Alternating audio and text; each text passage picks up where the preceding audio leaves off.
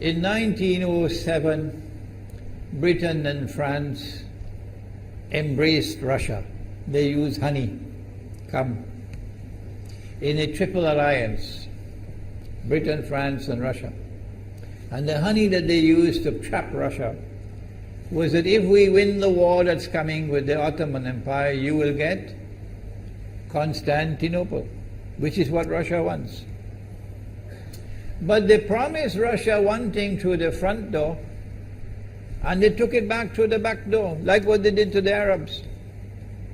These are people with PhDs in deception. If they tell you that the sun is shining, don't believe them. Go outside and look up in the sky, see whether the sun is shining. When the Russian army had fought in the First World War and had suffered the most losses, the brunt of the kill were Russians, and they were now winning the war, and the Ottoman Empire was collapsing, and the Russian army is only an arm's length away from Constantinople. They don't want Russia to get Constantinople. No. So what did they do? Russian Jews organized and executed the Bolshevik Revolution, which overthrew the Russian monarchy. They killed the Tsar and the whole family, overthrew the government, and took Russia out of the war. So the Russian army had to stop in its tracks and could not go to Constantinople. In other words, the Russian Jews stabbed Russia in the back. They did more than that. They brought communism. Communism is not Russian. These dum-dums don't understand that. Communism was created to destroy Russia. Why don't these dum-dums understand it? Communism is not Russian. Communism was created to destroy Russia, to destroy the Russian Orthodox Church. So they brought communism in the Soviet Union.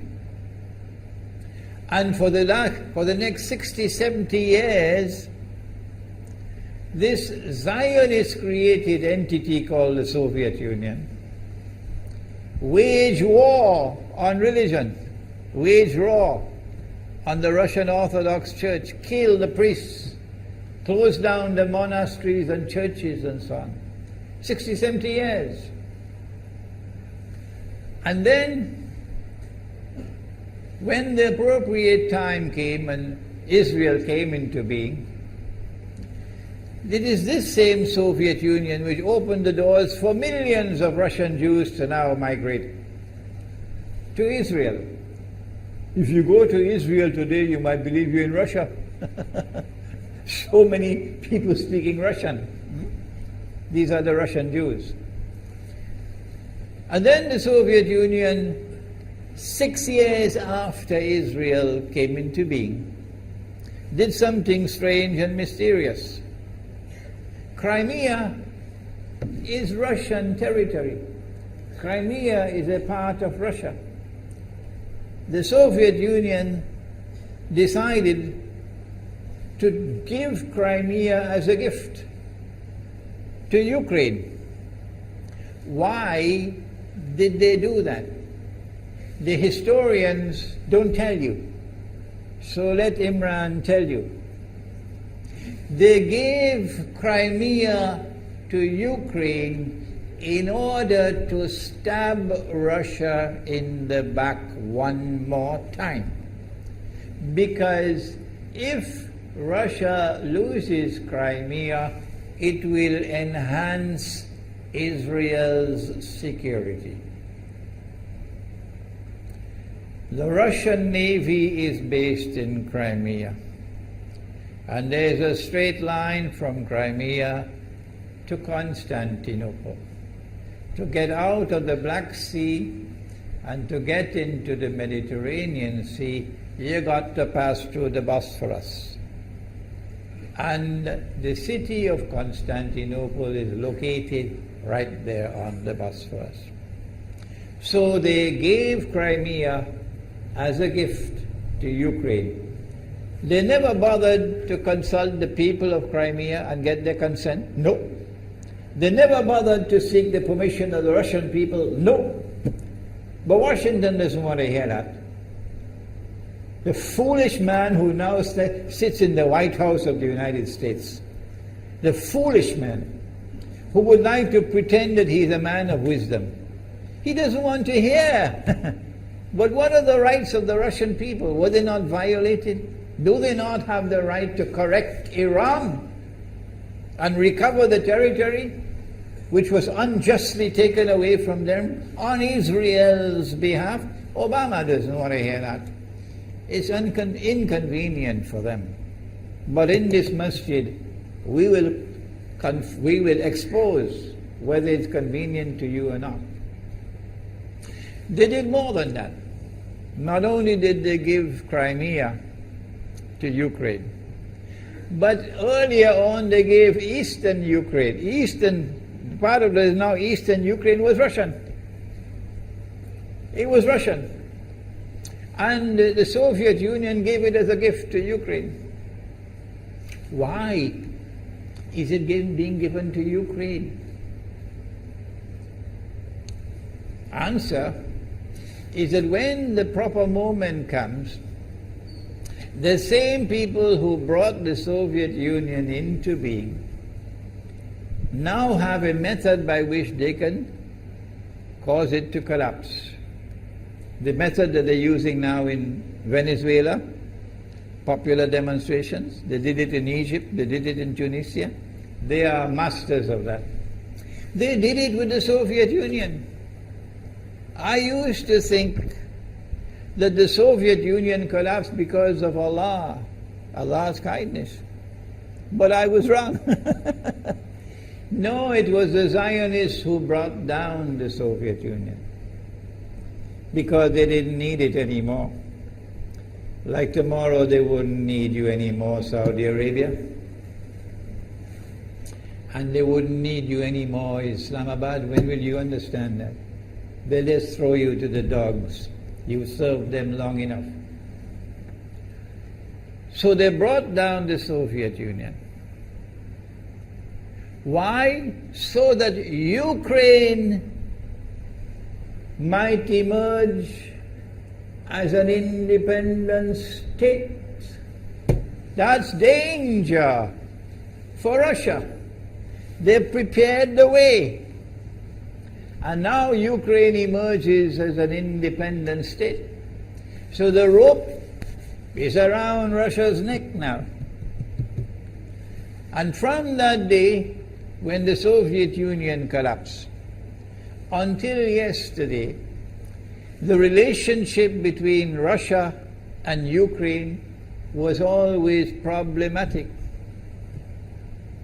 But the people of Ukraine still had the good sense and wisdom to appoint a government that was pro-Russian. The Zionists decided it's time for us to use our, the street demonstrations. And last October, November, December, the world witnessed Caracas all over again. And eventually, the Zionists got what they wanted. You have the money, and you can send in your special people, snipers who will kill, and so on, throw petrol bombs and so on.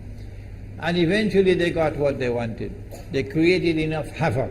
May Allah protect Malaysia from that.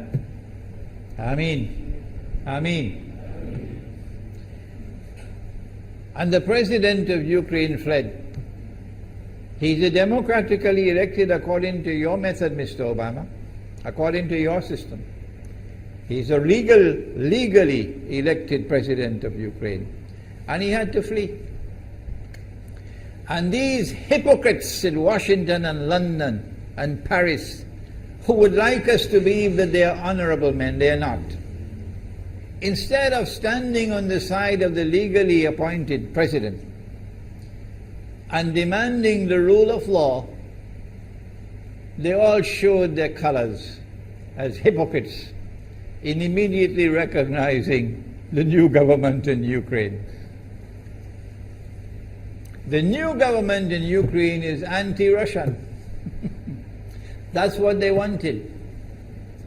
That's why they brought down the Soviet Union, to bring in a Ukraine into being as independent state, and then to eventually get an anti-Russian government in Ukraine.